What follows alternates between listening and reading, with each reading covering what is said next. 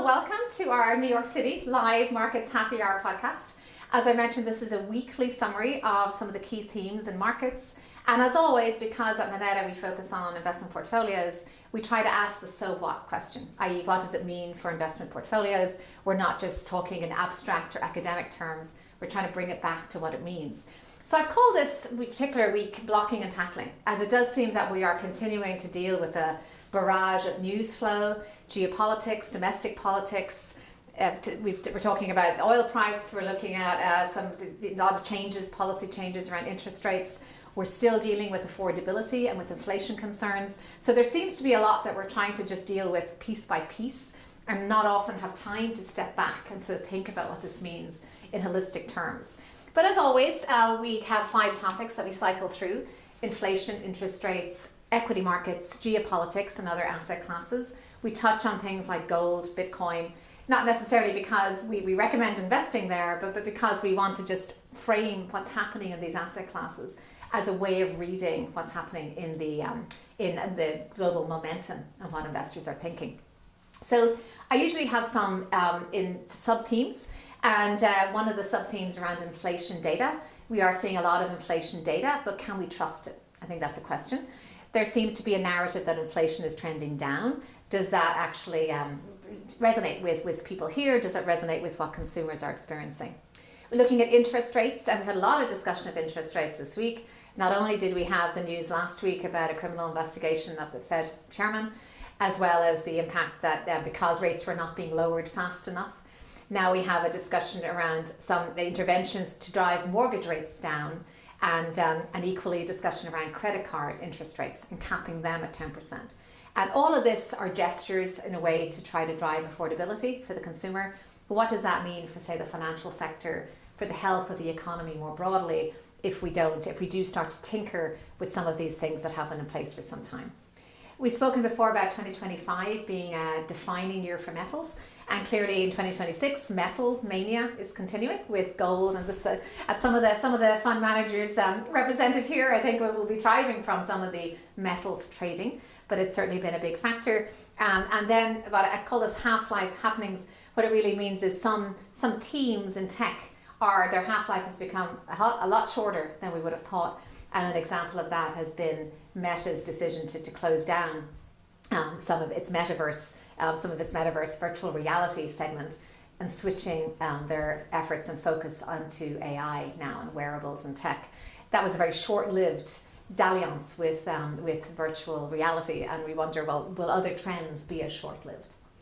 So we'll start with inflation, and I think it's important to really, this is where I find interaction with a live audience is important, because I can ask, is there a dissonance, or at least a disconnect, between what we're seeing in the numbers and what we're seeing in terms of the actual experience on the ground? What we can see is that we have food prices have been more suppressed, at least in terms of the inflation factor. But I would suggest that there's actually quite a bit of inflation already built into food. The consumer's experience around buying food seems to be that it is still quite inflated. So basically, the core point of these slides is that the inflation is back to target. I think, even from a distance, we can see that these slides are coming down. Core services seem to be leveling out, and that basically there's a suggestion that we have this now in hand. My observation is that this is quite different from what the average experience on the ground is like, the average individual, whether it's the person at the low end of the K-shaped economy or in the middle. It seems that prices are simply being experienced as a pain point. I'd love to ask here, people in the room, if there's anyone to chime in, but do you find a disconnect between this positive story on the one hand around inflation, the experience on the ground? And one of the questions I usually ask is, well, have companies actually pushed through the tariffs to date, or have they been absorbing it, and is the transmission effect going to be slower? I think in my experience, the prices continue to be elevated, and they are felt at the local level for sure. I think in New York City, at least, when eggs were priced at $12, a dozen. Exactly, a dozen. That's not the case any longer. But they haven't exactly made it all the way down to where they were a few years ago. If that's an example of where prices are, Dining out, also very expensive. Like, I think a lot of people are staying home because the numbers are kind of silly at some point. So I've seen it. I was just recently visiting family in Miami. Same story down there. And admittingly, these are major urban metropolitan areas, so maybe it differs in a more rural setting or a smaller town setting. I don't think so, though. For my travels bring me to the Midwest quite a bit, Columbus, Des Moines, and you're hearing kind of the same thing coming out of the folks there as well. Yeah, it's a great observation. And actually, now that we're in New York, maybe we should bring it back to New York being really at the forefront of this affordability crisis and affordability topic. It seems that the mayoral election, this affordability rose to the top. It resonated. It captured the imagination of the voting population, and it seems now that affordability is being thrown into every press conference from both sides. Efforts that we will talk about later being made to drive that affordability. Yeah, so maybe any comments on that? Do you think that is a turning point, New York City, in terms of the affordability of the mayoral election? Is it a turning point? Did we just perceive it? I don't live in New York City. You do. Do you think we captured the vibe on the street, or was there something that was maybe misconstrued? I don't think that it's a turning point yet. I think that it's early in the administration, and that there has to be more time for events to play out, for decisions to be made as to how people view the whole situation. Yeah, interesting. Well, it captured the imagination of the world onlookers, I think, in terms of as far as that was concerned. So then we often do, after we move on from the inflation discussion, is look at the economy vibe check.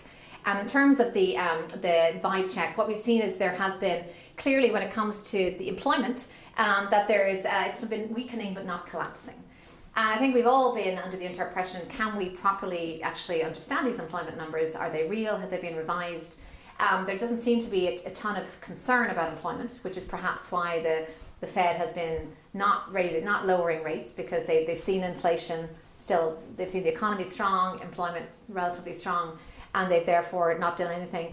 But it does seem that the employment picture, despite what we hear about AI, is still holding together. And that's something that, probably is, I think, evident that we really cannot trust the data to the same degree that we have in the past. That's your... Yeah, I agree with you, and I guess I would say there's a meaningful disconnect between maybe the numbers and the sentiment, right? I think that's where the divide is. I think people are perceiving these moments in negative ways, irrespective of positive numbers, right? And are acting accordingly. Yeah. There you go. Yeah. Well, that's exactly what we've been finding, is that the sentiment has been much more negative, not only whether inflation, around affordability, but also employment, as well as AI replacement of jobs. There seems to be that factor there when it comes to the economy. And so far, if we look across the board in terms of vibe checking, if we look at Europe, US, there hasn't been a ton of recession worries building up. There seems to be that was in the distant past. That was 23, 24. We talked about recession. Now there's this concept of a red hot economy that seems to be absolutely permissible to run an economy red hot. That there are enough checks and balances in the system, that they're with the Fed on hand to inject stimulus, as well as perhaps some fiscal stimulus on hand. There doesn't seem to be concern about red hot. All of us have been in the market for some time in terms of cycles. We've seen Asia, we've seen Europe, we've seen crises starting in Asia elsewhere. I think that it does lead me at least to have concern when anything is deliberately being thought about as red hot. The continuing metal focus has been, we talked about it last year, but there is, I would say that the gold, silver and copper reaching records, there seems to be a very much a mixed set of signals that is driving that. On the one hand, there's this experience of growth and spending, which will drive metals as a source of that, particularly copper. On the other hand, the concern around budget deficits seems to be factoring into this desire and debasement of currency to hold gold at that level. The silver behavior of silver has been really a lot more, even more pronounced than gold. And we did see at the end of last year this movement in silver, which was really factoring in that there probably were levered positions out there there was probably a lot more, I suppose, built a risk inherent in silver, more thinly traded metal than gold. But clearly we need to focus on metals because I think it's sending a mixed set of signals. And someone in an asset manager who will actually trade metals, is there any insights in terms of whether this is likely to continue all through 26? We're seeing a lot. We're seeing exactly what you're saying. I think from the institutional client side, this trend began maybe even a year and a half ago, probably, where they're getting increasing more exposure to metals, broadly speaking, as an inflation hedge or otherwise, right? Mm-hmm. And so this began a bit, and I think it's just kind of remained. Yeah. So I don't see it going anywhere anytime soon. But you're seeing increasing more allocations from an institutional portfolio perspective in this space, where that wasn't always the case. Yeah. And so I think the portfolios are getting increasingly more creative as it relates to this particular space, both on the public and the private side. Yeah, that's fascinating. I think we would also have at a Moneta investors wanting to get maybe a piece of the action of gold. Mm-hmm. But what we often find is that it can be accessed through a public fund that would have, say, gold positions. Less so on the private side in our case, but we do have other ways of getting exposure to, say, this energy theme that may be behind some of this, as well as other themes. But I think this is going to continue, and it's sending signals, as I said, about that mixed perspective around the concern, which is again this dissonance that's been in markets before. Some of the other themes, clearly, we've talked about interest coming up over and over again. The one coming off the end of last week, we know that the Fed was on the fence about whether to cut rates that time or not, around December rate cut, which they did do, but it was not a unanimous decision. Now there seems to be a more kind of a spanner thrown in a wrench, I suppose, in the works in terms of this recent Fed allegation of criminal investigation, because it now seems that this may have upended the calculus in terms of how long Jerome Powell is likely to stay. Suggestions recently that he will now stay beyond his chairmanship. He will stay as a governor to 28. If he stays as a governor, he's likely to have more influence because of his previous chair role. And he is a moderating force, I think it's safe to say, on the Fed. He has been through many cycles. He's tried to do the right thing. I think he's tried to remain independent. And that, I think, despite markets favouring rate cuts, I think there's a strong part of market watchers which really do favour an independent Fed that is making decisions based on objective facts and is not trying to deliver an agenda. So I think actually, despite the fact that this video was probably unprecedented by the chairman, there seems to have been, the fact that markets haven't reacted greatly to that is a sign, I believe, that they actually quite like that back and forth, because it does give a sense of balance returning to the system. I agree with that. I think when I saw the video come out, and then the next day obviously you were looking for reaction, and it was fairly muted, that was exactly the thinking. It's like, I think the market is not reacting because they probably like this kind of balance back and forth, and that's maybe perceived as healthy at the moment. And so there wasn't a like, oh my goodness, what's happening, the world is falling apart, where there's this video being made by the Fed chair. It was stark, shocking actually. Well, I think you're right. I think there is a sense that we can only handle so many unprecedented, imagination-busting events in a week, and I think there's a saturation point. And I think when there's a sense that, well, no, there is still a sense of check and balance, that can actually give some resolve. We have been scratching our heads at Moneta a little as to the enduring calm in fixed income markets. Bonds have not been reacting particularly strongly to volatility, to a red hot economy. They have not reacted to private credit, to areas of the sense of bankruptcies afoot or defaults afoot. Some of the other vibe checks here, besides the Fed being split, we saw that markets were a bit weaker this week. Clearly, the geopolitics, the temperature is rising at the backdrop, and that is adding to the uncertainty. We know that there has been, in terms of the immediate aftermath of that Powell decision, the top left chart there was a sense that the gold had surged and the dollar fell. So that's exactly what we would expect. That's the classic safety trade, flight to safety. But equally, now that the chairman is clearly not going anywhere soon, even after his retirement, we'll see the odds of a cut now have come back down. So overall, markets have been a little mixed in this week, but I'd say there's overall that has been sort of, I say, familiar trend and good to see. This is always the year of the acronym, and we've talked about TACO, we've talked about MAGA. Now we're talking about Big Macs, which is the midterms are coming. And this was the typical, one could say that there's a bit of a rally in an election year, as there is that tend to drive markets positive. Certainly there's a desire to pepper the news flow with positive outcome. But what is the dynamic in a midterm election year? It's actually the opposite. The average intra-year drawdown during midterm election year is 18%. So midterms are not the banner years that you might see in a presidential election year. This is, of course, an intra-year drawdown. We could still end up with a positive end to the year. But clearly there's an element of selling pressure. There's going to be uncertainty. There's going to be a lame duck presidency potentially at the end of that. And that just creates more uncertainty. So this is, I think, at the backdrop.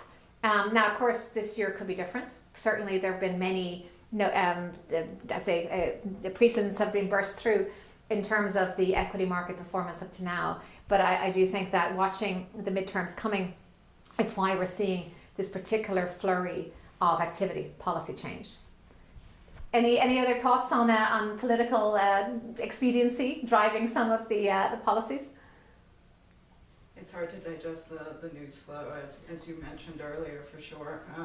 I think it's interesting, again, in client conversations, folks talking about kind of the slowdown of the U.S. market, potentially the emerging markets has finally reached its heyday. Mm-hmm.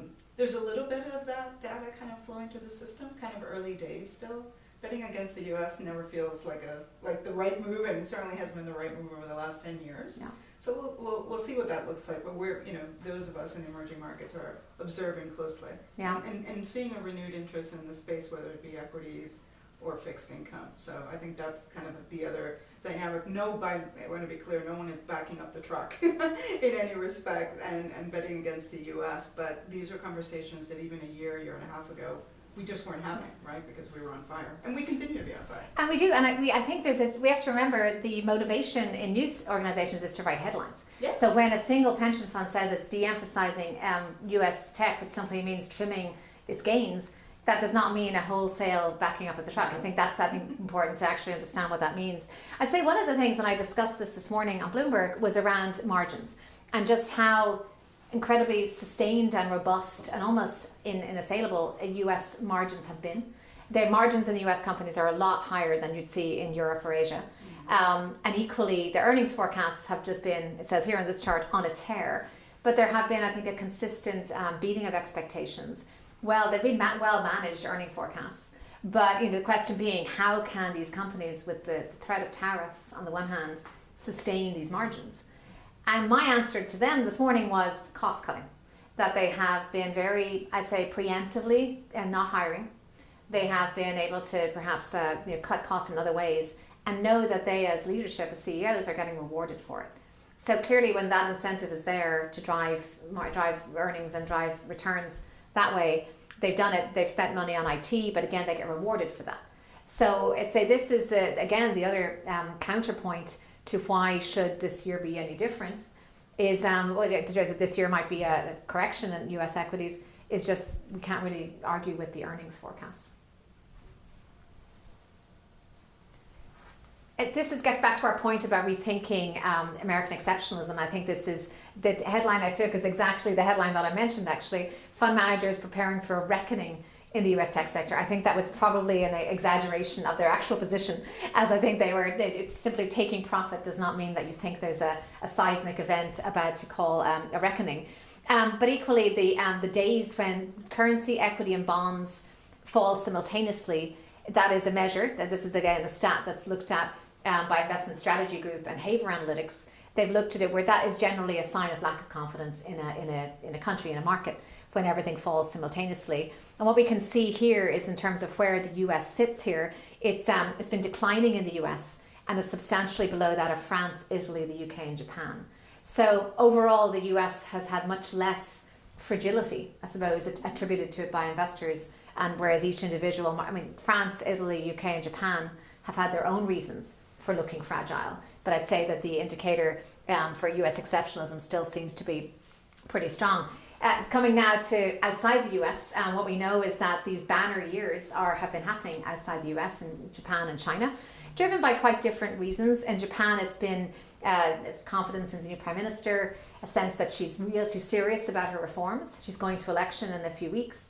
That's again a sign of conviction, and I think a kind of confidence that she will get through. Moving then to China, China's export and import growth has really taken off in December.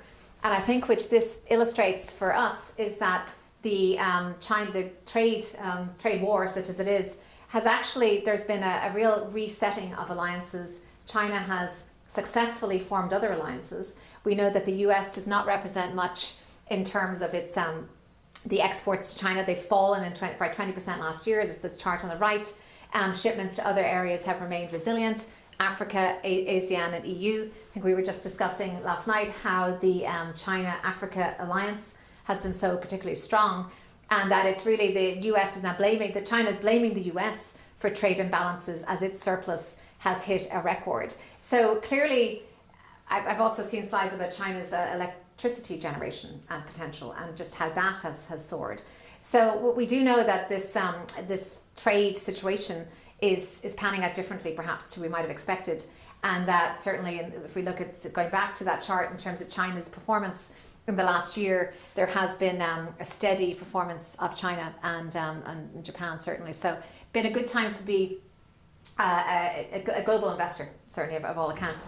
Moving to the other region, developed markets, in terms of Europe, I thought this was an interesting, and this gets back, maybe I'll turn it back to some of you to think whether words matter.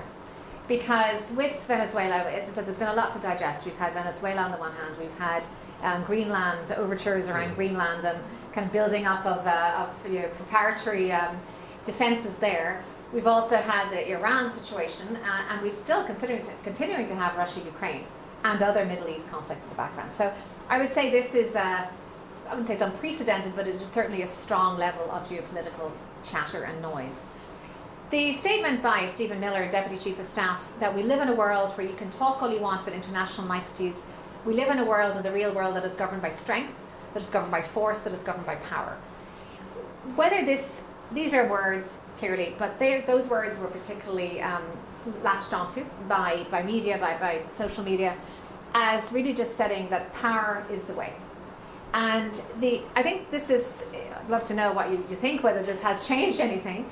But equally, when it comes to power and might and military force being the dominant and what matters, this has obviously very interesting collateral effects or consequences, particularly in Europe.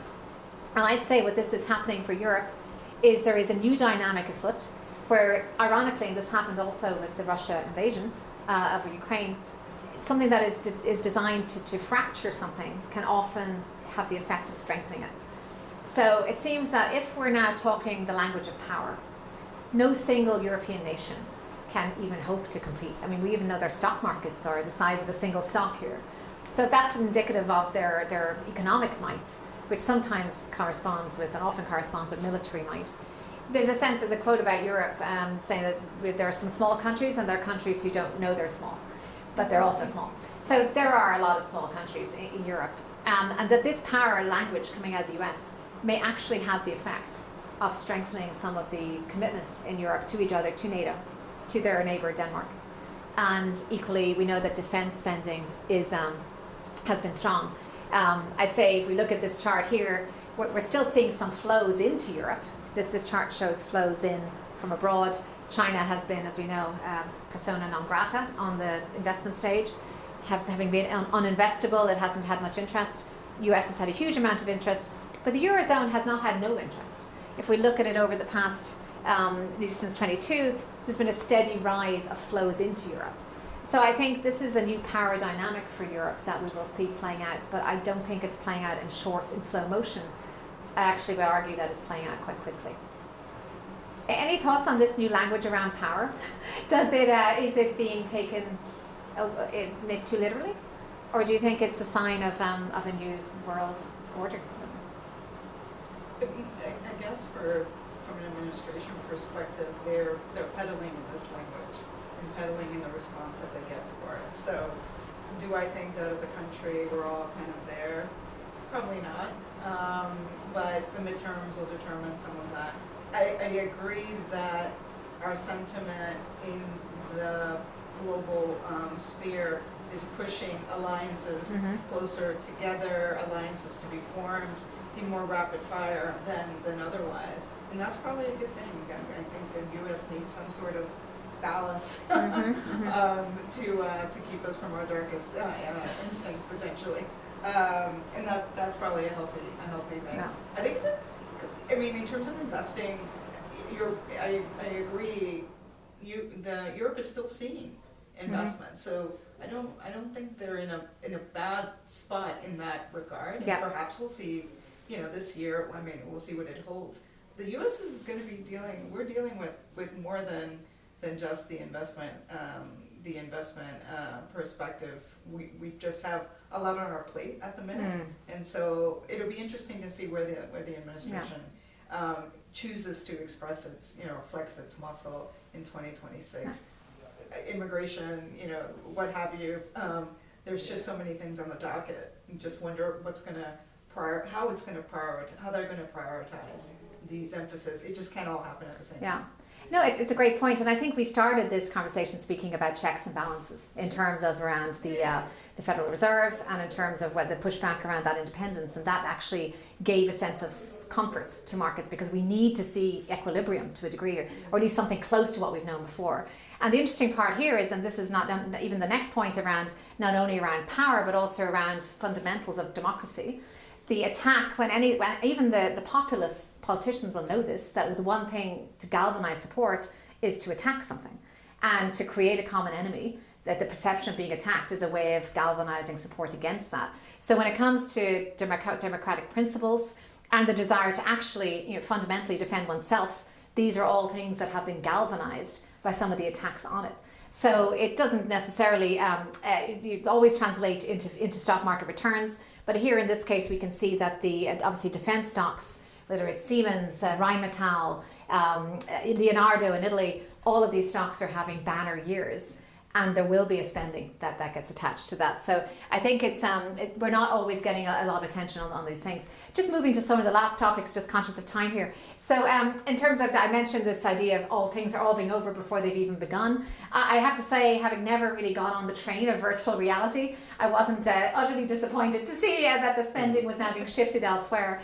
But I think this is a sign of just how much money potentially these large tech stocks have to kind of dapple in areas that they don't even have to have proof of concept.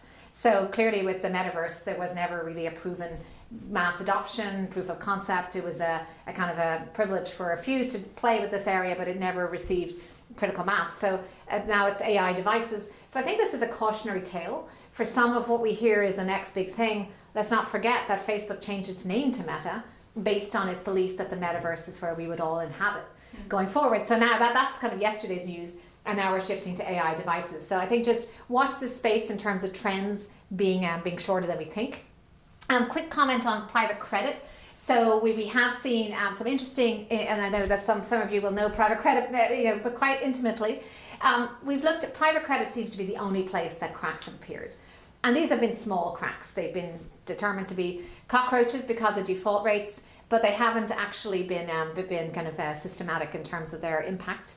I do think there's some interesting points here in terms of the definition of default rate, that there's a sense that there have been some selective defaults that have not been necessarily counted in the default number, and that maybe default rates are actually a little higher than we think, and that selective defaults have just been dealt with on a bit of this blocking and tackling way. So I do think that there's a real chance that there has been a sign that there's been perhaps more trouble in this area than has been given credit for and kicked down the road as a result. And we know that there has been just a lot of redemptions, but equally issuance and demand within credit. So it's been quite a robust area. So quite a mixed picture.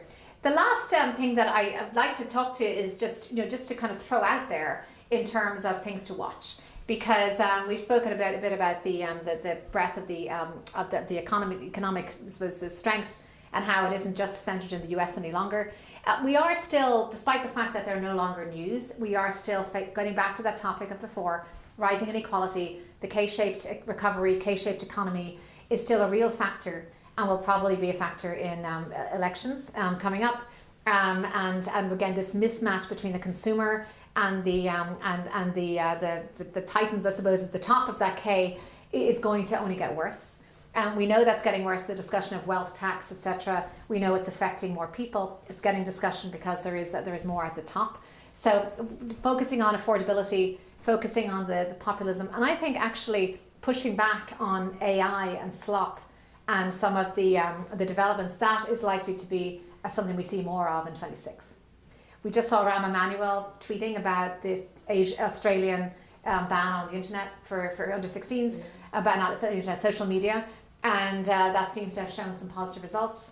The schools without cell phones have shown positive results. Jonathan Haidt, I believe, is back in the writing game after writing The Anxious Generation. So this is getting traction. And it needs to get traction in order to actually have an effect. Whether this will actually make a difference or whether it'll be more, the financials will fall apart, and that's what's going to make a difference to the AI drive. There is a pushback, and with an election year, if it's a political theme, it may get some traction. Equity market concentration, clearly we've been discussing that, but in our side we've been recommending to get around that by having global diversification. And we've already discussed the New World Order. So I think that is the end of prepared remarks in terms of what's been going on this week. There's been a lot to contend with, and I think as far as the investor's standpoint, the investor is balancing this red hot permission slip on the one hand with some of these nagging concerns which have not gone away but we yet are not rising to the headline level. So there is, I believe, a need to still pay attention to them and be worried about that red hottedness, but take this opportunity to diversify broadly and to stay with global exposure given where that has been proven to be beneficial. So before we stop recording, any other thoughts, questions, anything on your mind that is sort of keeping you up at night as participants in the market? Where do you think the AI trade is headed this year? That's a great point. I think broadly, we will see probably less outperformance by the top tech stocks. We've seen already them be the lion's share, but if you actually look at what were the top performers over last year, they were not some of the top performers. Some of them had strong performance since Liberation Day. So there's going to be more and more. There'll be some attempt to get to IPO, whether it's Anthropic or OpenAI. And that will be, there'll be this mass kind of dressing up of some of those stocks in the rush to IPO. And that dressing up will probably be a kind of almost like a pre-election in terms of the making things look pretty. That's on the private side. So I do think that will cause quite a lot of excitement when one of those goes to IPO. In terms of where we prefer to be, it's more on the picks and shovels in the infrastructure side, the data centers, the energy, things that are less exciting perhaps in terms of the stratospheric rise, but are still very necessary. And in a way, they have locked in contractual arrangements which will probably sustain their cash flows. So I don't see, but what I think is important, but I don't know how it's going to work out in the trade, is this moral pushback, this ethical pushback. Whether that will be in this administration, will it get attention, or will it be something that gets kicked down the road because there's a strong tailwind for AI with this administration? What about sustainability? We've seen obviously headwinds, not tailwinds, in that regard with the new administration. How do you see that playing out in the Surprisingly well, actually, because if we look at green energy in 25, I think it's up 40%, that index. A surprising return, actually, given where the pushback was. Oil prices coming down, but equally, the reason we know the oil has been struggling, the oil companies have struggled, is because the price is down.